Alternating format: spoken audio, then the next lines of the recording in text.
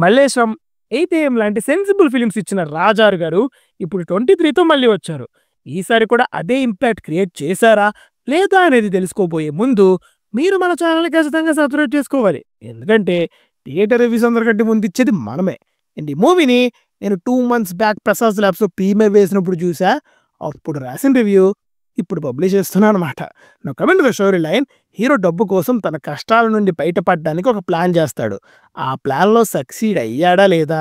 దాని తర్వాత లైఫ్ ఎలా టర్న్ అవ్వబోతుంది అని మల్టిపుల్ సొసైటల్ థీమ్స్‌ని టచ్ చేస్తూ వెళ్తుంది. మూవీ ఎగ్జాక్ట్ స్టోరీ చెప్పకుండా బేసిక్ అవుట్‌లైన్ మాత్రమే చెప్తున్నా. ఎందుకంటే స్పాయిలర్స్ అవి ఇవ్వకూడదు కదా! ఈ మూవీలో biggest positive is its intent. Cinema poster పైన ఒక జార్జ్ ఆర్వెల్ అనే ఒక బ్యానెడ్ బుక్ రైటర్ కోట్ ఉంటుందన్నమాట. All are equal but some are more equal than others అని. This is the primary theme of the film. Cinema is based on real life incidents అంట.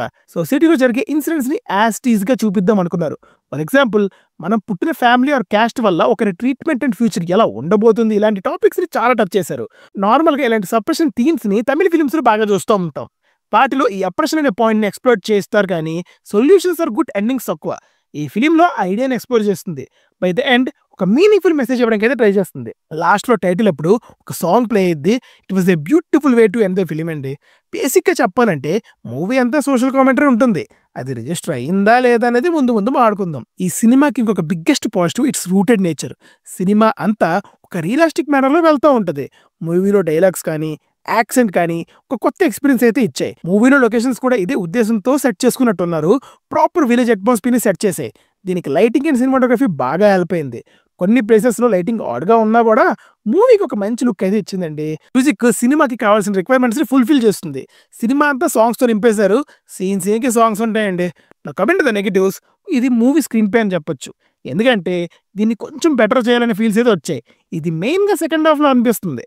Movie concept బాగున్నా కూడా second half screen ప్లేలో update cuts వల్ల engage అవ్వడం కష్టమైంది. దీనికి editing కూడా ఒక కారణం. అండ్ మూవీలో మల్టిపుల్ సీన్స్ అవుతూ ఉంటాయి. మంచి నాన్ లీనియర్ అండ్ ఎంగేజింగ్‌గా రాసుకొని ఉండుంటే మరింత హార్డ్ హిట్టింగ్‌గా అనిపించేది. అండ్ ఇలాంటి స్టోరీస్ రాసుకోవడం ఒక ఎత్తు అయితే, వాటిని అంతే హార్డ్ హిట్టింగ్‌గా ప్రెజెంట్ చేయడం ఇంకొక ఎత్తు. అయితే ఈ మూవీలో కొన్ని ప్లేసెస్‌లో రష్డ్ ఫీల్స్ వస్తుందన్నమాట. కొన్ని ఇంపార్టెంట్ సీన్స్ ఆన్ పేపర్ బాగున్నా అది ఎగ్జిక్యూషన్‌లో సరిగ్గా సెట్ అవ్వలేదు. And the last negative is social commentary. ఒక మెసేజ్ ఓరియెంటెడ్ ఫిల్మ్ బోర్ కొట్టకుండా తీయడం కష్టం. ఎందుకంటే జనాలకి మెసేజ్‌లు ఇవ్వడం అనేది ప్రీచింగ్‌గా అనిపించొచ్చు. ఈ మూవీలో కూడా అదే ఇష్యూ ఉంది.